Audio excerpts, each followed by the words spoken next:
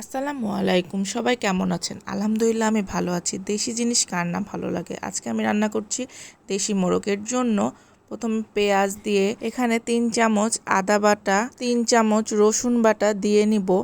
এরপর গুঁড়া মরিচ 2 চামচ, যেহেতু ঝাল করে একটু রান্না করব ওই জন্য একটু বেশি দিয়েছি। ধনা গুঁড়া 1 চামচ, হলুদ গুঁড়া 1 চামচ এবং জিরা গুঁড়া এবং মাংসর মশলা 2 চামচ দিয়ে ভালোভাবে হাত দিয়ে সময় নিয়ে মাখিয়ে নেব।